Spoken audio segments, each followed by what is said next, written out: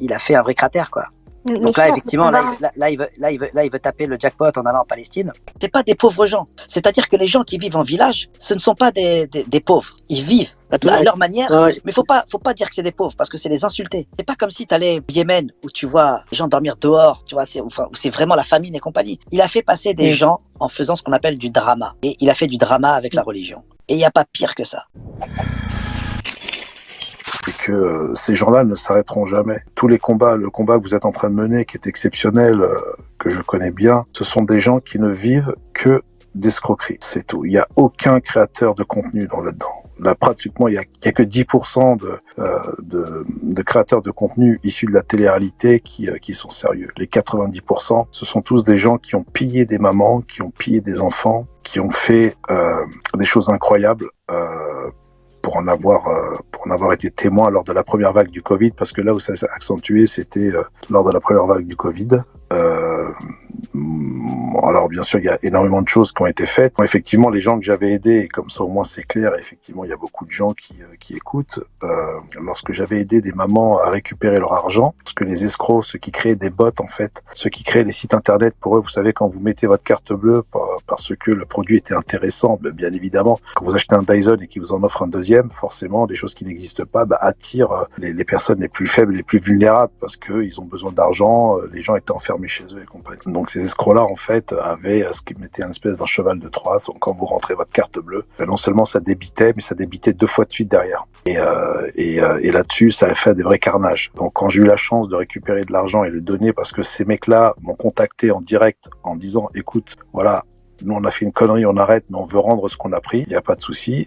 Le jour où j'ai dénoncé le port de Dylan, ces gens-là, en fait, il a excité la communauté, parce que vous parlez tout à l'heure de la communauté dont je fais partie, bien évidemment. Et dans notre communauté, il y a beaucoup de débiles. Bien évidemment, les personnes que j'avais aidées se sont retournées contre moi. Donc, je vais pas vous dire les mots vis-à-vis de ma femme et vis-à-vis de mes enfants, mais donc depuis ce jour-là, j'aurais dit démerdez-vous. Et c'est pour ça que j'avais levé le pied. Bien évidemment, derrière, et encore heureusement, et je salue Booba d'avoir repris, et bien évidemment vous, le collectif, d'avoir repris derrière et de ne pas avoir lâché.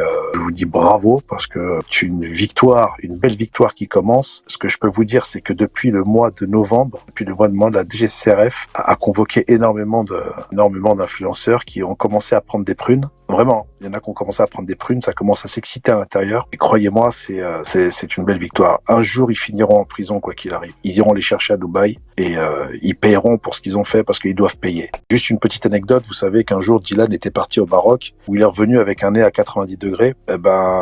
Il n'a pas pu faire ce qu'il voulait là-bas, parce qu'au Maroc, vous savez, il y a une législation au Maroc pour les enfants, en tout cas pour les orphelins, est strictement sévère. C'est-à-dire qu'on peut pas faire n'importe quoi, n'importe où, n'importe comment. C'est-à-dire qu'on ne peut pas filmer les enfants, on peut pas prendre des photos avec les enfants orphelins dans un orphelinat et compagnie. Et visiblement, il pensait être calife à la place du calife. Et il a vite compris qu'il fallait partir, parce que il s'était mal comporté. Voilà. Donc il a reçu énormément d'alertes. Vous savez, ce qui est drôle aussi, c'est que il y a eu un témoignage d'un entrepreneur qui lui a fait sa cuisine chez lui au Luxembourg. En fait, ça a été tout l'appartement, mais bien évidemment, c'était l'argent des pauvres. Voilà. Ce que j'avais vu dans un live, tu as parlé de 600 000 euros, Moundir. Ouais, alors bien évidemment, parce que il y a un des présidents à l'époque qui est quelqu'un de très sérieux. C'est la première association où il était parti avec Aliou, exactement, absolument. Aliou a beaucoup d'éléments, là-dessus. Ce qu'il faut savoir, c'est que Dylan, lorsqu'il recevait les dons, parfois il recevait des dons en direct. Il recevait pas par rapport à la plateforme. La plateforme, il y en a qui mettaient, mais il y en a d'autres parfois qui envoyaient en direct. Donc c'était un compte. Je vous dis ça parce que c'était une fille à l'époque qui m'avait écrit, qui avait dit voilà, on comprend pas, on veut faire un don justement pour la construction de la mosquée là-bas. Bien évidemment, il les a excités. Et en fait, il donnait un RIB qui était un compte lituanien. Dans un compte lituanien. Oui, c'était moi, Moundir. Ouais, salut, ça va? Ça va et toi? Fort, super. Ça, bien évidemment, bien sûr, voilà, donc c'est la même histoire. Et encore, moi, elle date de, ça fait quoi? Ça fait 2 ans, 2-3 ans peut-être? 2 ans, ouais, on était en contact à l'époque, je sois tombé malade. Mais il a fait beaucoup d'argent. Enfin, bien sûr qu'il a fait beaucoup d'argent. Alors, on parle pas des iPods et compagnie, mais il a fait un vrai cratère, quoi. Donc là, effectivement, là, il veut taper le jackpot en allant en Palestine. Tout à fait. Bah, j'ose espérer qu'il il se fera arrêter avant, quoi. J'ose espérer, et grandement, bien évidemment. En France, c'est gratuit, tu vois, et je pense pas qu'il y ait la queue pour lire des bouquins. C'est des gens qui, tu vois, quand tu dis cancérigeuse, c'est-à-dire même moi, si demain je débarque au Luxembourg et je dois apprendre le flamand, je peux te dire que cancer, je vais te le dire en flamand et je vais bien te le dire. Et la Libanie. Ouais, non mais pour te dire que c'est tellement gros parfois qu'au bout d'un moment, tu te dis écoute, tant qu'il se fera pas arrêter, voilà, hein, demain ça continue.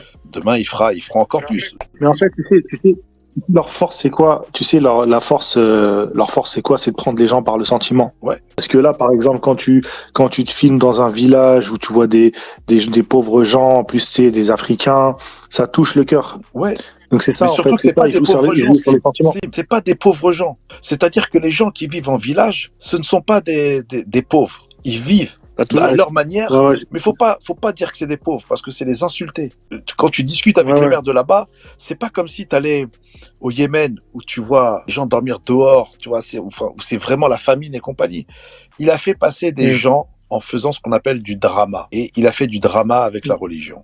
Et il n'y a pas pire que ça. Il n'y a pas pire que ça. Pourquoi il a pas réussi à faire ça au Maroc? Au Maroc, il s'est sauvé parce qu'il aurait été en prison. Il y a un comédien qui a eu le malheur de faire une vanne, t'as vu, et je vais pas dire de nom, qui a fait une grave erreur en faisant des vannes sur des enfants, des orphelins qui demandaient de l'argent dehors et compagnie. Il a fait 9 mois de tôle. Oui. 9 mois de tôle. Oui, je m'en souviens de cette histoire.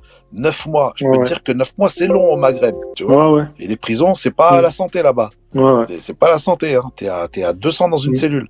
Donc, pour le coup, ils ont pas compris, ils savent pas ce que c'est que le milieu carcéral. Quand ils vont comprendre ce que c'est que le milieu carcéral, et s'ils se font attraper à Dubaï et compagnie, ils vont vite comprendre. Il a eu beaucoup de chance de pas se faire attraper au Sénégal ou au Mali, je te jure. Parce que je crois qu'on vit dans un monde qui, moi je reconnais pas ce truc-là, tu vois, c'est-à-dire que eux, leur force, Slim, c'est que le fait qu'ils étaient en télé, donc ils étaient en diffusion. Quand ils sont en diffusion, vous regarderez après, ils font du mass market, c'est parti, hop, et qu'ils sont en diffusion. Bonjour mes petits virements, j'espère que vous allez bien. Alors voilà, aujourd'hui on a ça, et ils te font 52 placements et ils passent de la pommade au tube de dentifrice, du tube au dentifrice. C'est-à-dire que même si demain ils devaient vendre des trucs de plomberie, il le ferait, tu vois. De plomberie, il le ferait. Donc, mais il y aura un arrêt à tout ça. Je reste confiant, moi. Oui, mais c'est sûr à 100%. Tomber c'est pas grave, le but c'est de se relever. Tu sais on prend de l'âge, le tout c'est de se bonifier. J'ai fait le pont pour emprunter un nouveau chemin. 20 ans après on connaît tous demain c'est loin.